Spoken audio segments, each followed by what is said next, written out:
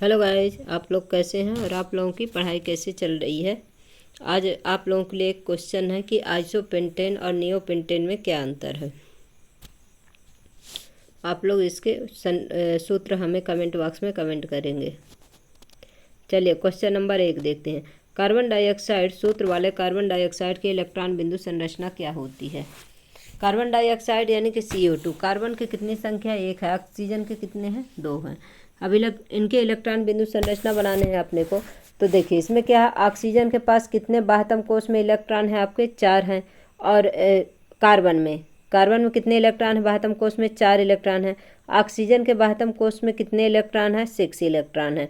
अब इनको अपना अष्टक कंप्लीट करने के लिए कितने इलेक्ट्रॉन को ज़रूरत है, कार्बन को 4 इलेक्ट्रॉन की, और ऑक्सीजन के आपको 2 इलेक्ट्रॉन की आवश्यकता है। इस प्रकार से आपस में ये दोनों क्या करेंगे, सहसंयोजकता बंध बना लेंगे, जिससे क्या होगा, ऑक्सीजन का भी अष्टक कंप्लीट हो जाएगा और कार्बन का भी अष्टक कंप्लीट हो जाएगा। इस प्रकार से ये क्या हो जाएगी, इसके स्ट्रक्चर या संरचना बनेगी कार्बन डाइऑक्साइड की। फिर दूसरा क्वेश्चन देखिए, सल्फर के 8 परमाणुओं से बने सल्फर के अणु की इलेक्ट्रॉन बिंदु संरचना क्या होगी। यानी कि सल्फर के जब 8 परमाणु हैं, सल्फर का परमाणु क्रमांक कितना, देखिए गाइज आप लोगों को परमाणु क्रमांक परमाणु भार हर चैप्टर में बता रही हूँ। आप लोग तो वैसे भी क्लास 9th में इसके बारे में पढ़ लिए होंगे, अभी आप लोगों को याद होगा, नहीं होगा तो आप लोग 1 से लेकर 20 तक परमाणु क्रमांक परमाणु भार, आपका जो परमाणु द्रव्यमान है उसे याद कर लीजिए। तो सल्फर का परमाणु क्रमांक कितना, आपका 16 है। और तो इसके बाह्यतम कोश में कितने इलेक्ट्रॉन हैं, जैसे तो देखिए 2 8 और तो कितना हो गया 10। बाह्यतम कोश में कितने बचे, 6 बचे। बाह्यतम कोश में जब सल्फर के 6 बचे तो ये क्या करेगा, अपना 2 इलेक्ट्रॉन दूसरे से साझा करेगा, क्योंकि इससे भी अपना अष्टक कंप्लीट करना है। इस प्रकार से आपस में क्या करेंगे, 2 इलेक्ट्रॉन को साझा करेंगे। और 8 सल्फर हैं और सभी 2 जब इलेक्ट्रॉन को साझा करेंगे तो इसकी स्ट्रक्चर कैसे हो जाएगी, रिंग के समान स्ट्रक्चर हो जाएगी सल्फर की। पेंटेन के लिए आप कितने संरचनात्मक समावयवों का चित्रण कर सकते हैं। अब पेंटेन के लिए कितनी संरचनाएं बनेंगी, 3 बनेगी। एक आपको जो श्रृंखला में बनेगी, फिर दूसरा कैसे बनेगी, आइसो, तीसरा कैसे बनेगी, नियो। अब देखिए श्रृंखला में कैसे है, देखिए अब इसका फार्मूला क्या होता है, नियोपेंटेन, पेंटेन बोले तो 5 C5H12 होता है आपका, इसका फार्मूला होता है। पेंटेन में, नॉर्मल पेंटेन में कैसे होगा, 5 कार्बन एक श्रृंखला में होगा और इसमें जो है तो हाइड्रोजन ग्रुप जुड़े होंगे। फिर इसके बाद नियोपेंटेन में आपका क्या होगा, 1 कार्बन सेंटर में होगा, बाकी सभी जो है तो 4 कार्बन इसके चारों तरफ से जुड़े होंगे, क्या है नियोपेंटेन आपका। आइसोपेंटेन में क्या होगा, ये आइसोपेंटेन में 4 कार्बन एक श्रृंखला में रहेंगे और दूसरे कार्बन से जो है तो ये आपका मेथेन ग्रुप जुड़ जाएगा, जिसे क्या बोलेंगे, आइसोपेंटेन बोलेंगे। कार्बन के 2 गुणधर्म कौन से हैं जिनके कारण हमारे चारों कार्बन यौगिकों की विशाल संख्या दिखाई देती है। कार्बन के वे 2 गुणधर्म निम्न हैं जिनके कारण चारों ओर कार्बन यौगिक की विशाल संख्या दिखाई देती है। अब कौन सी है, देखिए कैटिनेशन है, पहला श्रृंखला है। कार्बन में कार्बन के दूसरे परमाणुओं के साथ आबंध बनाने की क्षमता होती है, जिससे बड़ी संख्या में अणु बनते हैं।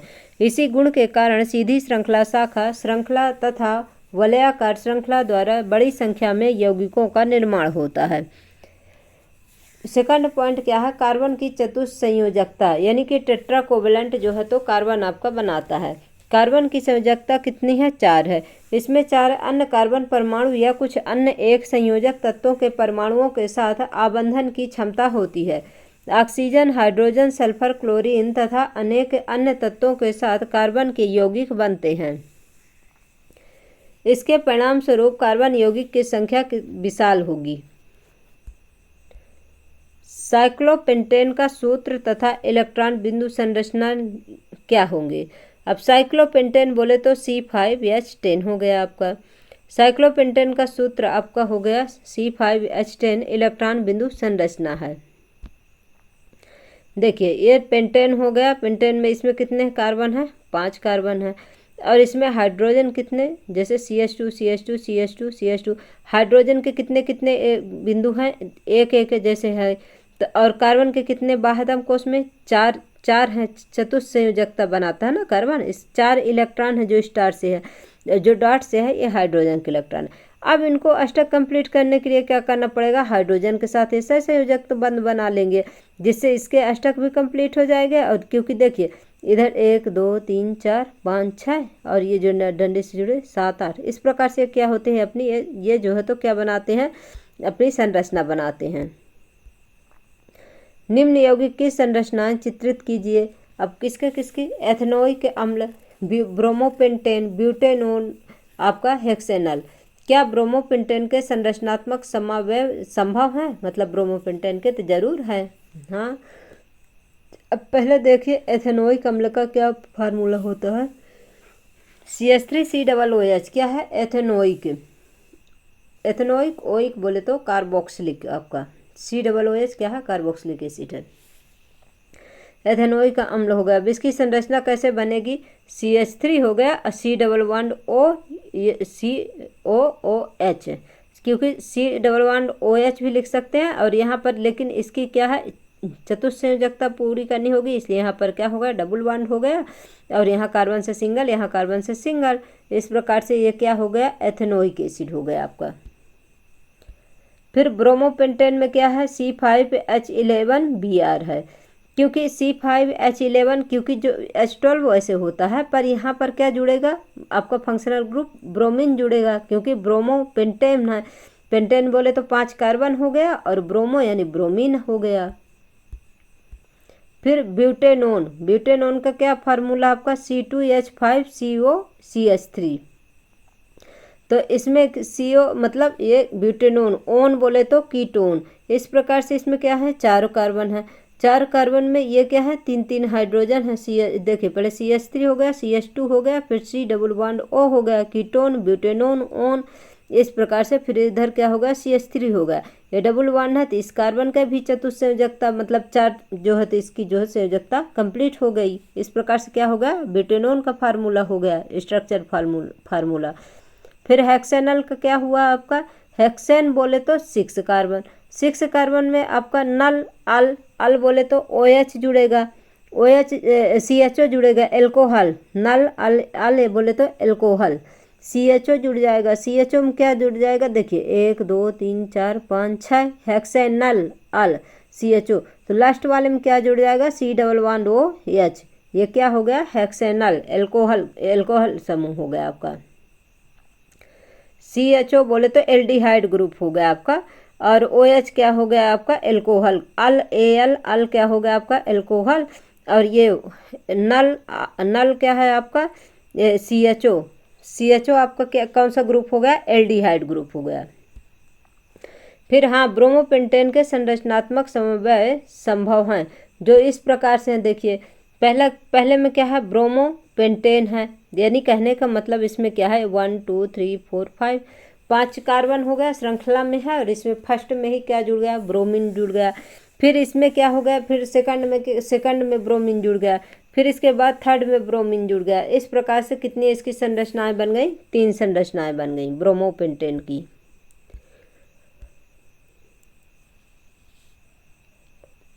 निम्न यौगिकों का नामकरण कैसे करेंगे। अब देखिए आपका फार्मूला दिया हुआ है, आपको जो है इनका बताना है कि ये क्या है, संरचना सूत्र किसका है। तो आप लोग कमेंट बॉक्स में कमेंट करिएगा कि इनकी संरचना सूत्र क्या है। तो पहला क्या है आपका, 2 कार्बन है, 1 कार्बन में क्या होता है, मेथेन होता है, 2 कार्बन क्या है, एथेन है। क्या हो गया आपका ये, और ये क्या हो गया, CH मतलब फार्मिक आपका वो हो गया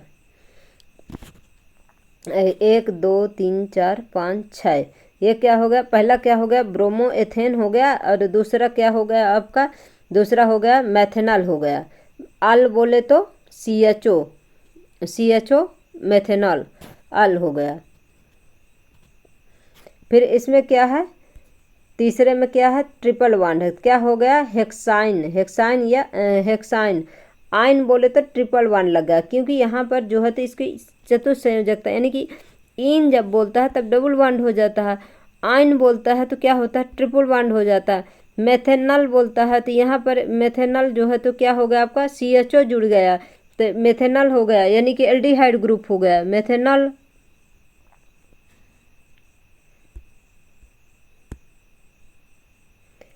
एथेनॉल से एथेनोइक अम्ल में परिवर्तन को ऑक्सीकरण अभिक्रिया क्यों कहते हैं? चूंकि क्षारीय पोटेशियम परमैंगनेट क्षारीय के अमेनोफोर अथवा अम्लीय पोटेशियम डाइक्रोमेट K2Cr2O7 एथेनॉल को एथेनोइक अम्ल में ऑक्सीकृत करते हैं, अर्थात ये प्रारंभिक पदार्थ में ऑक्सीजन जोड़ देते हैं, इसलिए इनको ऑक्सीकारक अभिक्रिया कहते हैं।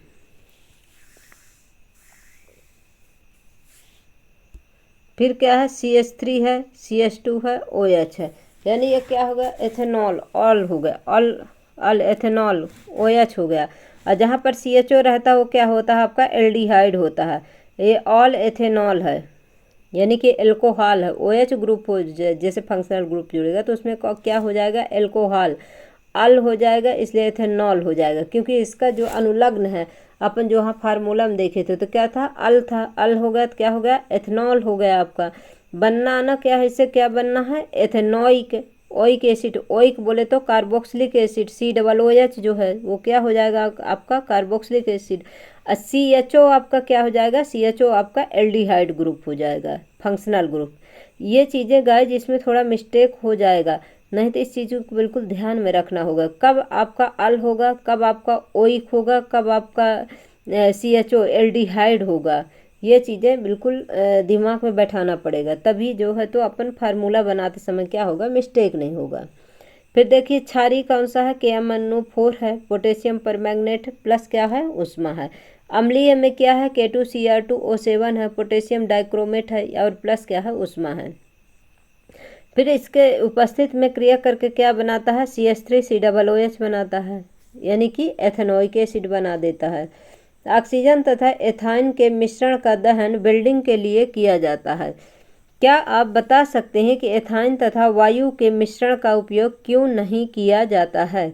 हम जानते हैं कि वायु में ऑक्सीजन की मात्रा कितने प्रतिशत होती है, 21% होती है, और कार्बन डाइऑक्साइड कितना होता है वायुमंडल में, तो 0.03% होता है। अतः ऑक्सीजन की सीमित आपूर्ति के कारण एथाइन का अपूर्ण दहन होता है, जिसके कारण कज्जली ज्वाला या स्टोव फ्लेम में से निकलेगी तथा कम ऊष्मा उत्पन्न होगी, जबकि ऑक्सीजन मिश्रण के साथ क्या होता है, पूर्ण दहन के कारण स्वच्छ नीली ज्वाला तथा अधिक ऊष्मा निकलेगी, जो धातुओं को गला करके बिल्डिंग करने के लिए आवश्यक ऊष्मा प्रदान करेगी।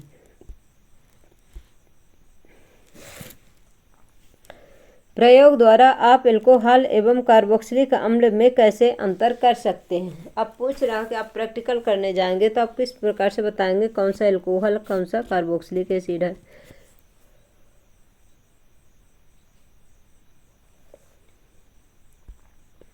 एसिड टेस्ट देखिए क्या, दो परख नली लेंगे ए और बी, एक में क्या लेंगे, अल्कोहल लेंगे, दूसरे में क्या लेंगे, कार्बोक्सिलिक अम्ल लेंगे। अब दोनों परख नलियों में एक स्पैचुला भर करके क्या सोडियम हाइड्रोजन कार्बन मोनोऑक्साइड या सोडियम कार्बोनेट लेंगे।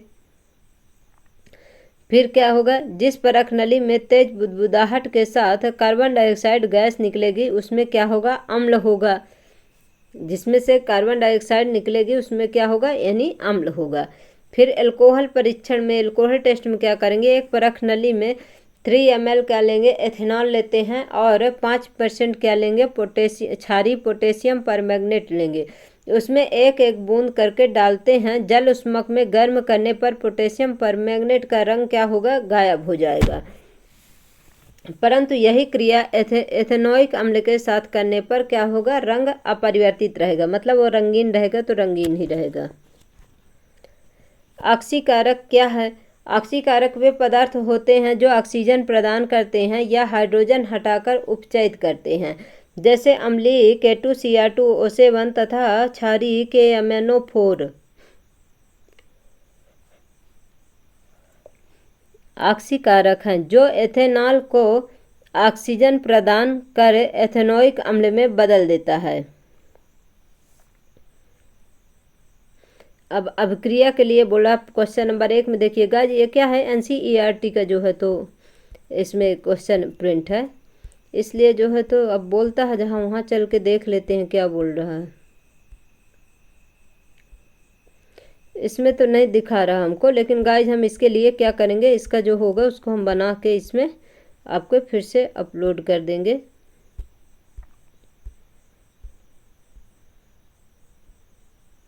अच्छा, इसका ये है गाइज, ये देखिए ये वाले को, इसको अब बोला है कि इसमें देखिए एथेनॉल और एथेनोइक अम्ल में, एक क्वेश्चन का आप आंसर ये लिखेंगे पहले आप अपने नोटबुक में, फिर अभिक्रिया के लिए 4.3 का प्रश्न क्रमांक 1 देखना है, इसलिए कि इसमें वही पूछा आपको कि एथेनॉल को ऑक्सीजन प्रदान करेंगे यही पोटेशियम डाइक्रोमेट और आपको पोटेशियम परमैंगनेट की उपस्थिति में, तो क्या बनेगा, तो आपका देखिए क्या बनता है, ये इसमें एथेनोइक अम्ल बनता है। इसमें एथेनॉल में जो है तो इसको पोटेशियम परमैंगनेट और इसमें K2Cr2O7 आपका हो गया और पोटेशियम परमैंगनेट हो गया और पोटेशियम डाइक्रोमेट हो गया, और प्लस दोनों में क्या उष्मा हीट देंगे, इससे क्या बन जाएगा CH3COOH बोले तो एथेनोइक अम्ल बन जाएगा। तो ये वाला आपको जो है तो इसको लिख लेना है, रिएक्शन को अपने नोटबुक में लिख लेना है। पहले इसको लिखना है ऑक्सीकरण क्या है, इसके बाद जो है तो इस संरचना को आपको लिख लेना है और ध्यान में रखना है इस चीज़ को। आप डिटर्जेंट का उपयोग कर बता सकते हैं कि कोई जल कठोर है अथवा नहीं। नहीं, क्योंकि डिटर्जेंट अपमार्जक कठोर जल एवं मृदु जल दोनों के साथ आसानी से झाग बनाते हैं, अतएव जल की कठोरता की पहचान संभव नहीं होगी। आप लोग पढ़ रहे थे ना, डिटर्जेंट जो है तो कठोर जल में भी काम करता है, जबकि नॉर्मल वैसे जो है तो जैसे साबुन जो होती है तो क्या हो जाती है, स्कंदित होकर जम जाती है, जो कठोर जल होता है जिसमें मैग्नीशियम के और मैग्नीशियम क्लोराइड के क्या होते हैं, हार्ड वाटर रहता है, जो कैल्शियम के मैग्नीशियम के जिसमें वो रहते हैं, रबा नहीं जम जाता, जैसे अपन किसी बर्तन में रखते हैं उसमें, तो आप देखिए उसमें वाइट जो है तो जमने लगता है, वो क्या किसके कारण होता है, कैल्शियम मैग्नीशियम के कारण होता है, मतलब वो हार्ड वाटर रहता है इसलिए कठोर जल रहता है। फिर क्वेश्चन नंबर 2 देखिए कि लोग विभिन्न प्रकार से कपड़े धोते हैं। सामान्यतः साबुन लगाने के बाद लोग कपड़े को पत्थर पर पटकते हैं, डंडे से पीटते हैं, ब्रश से रगड़ते हैं या वॉशिंग मशीन से कपड़े रगड़े जाते हैं। कपड़ा साफ करने के लिए उसे रगड़ने की क्यों आवश्यकता होती है? साबुन के अणु लंबी श्रृंखला वाले कार्बोक्सिलिक अम्लों के सोडियम एवं पोटेशियम लवण होते हैं।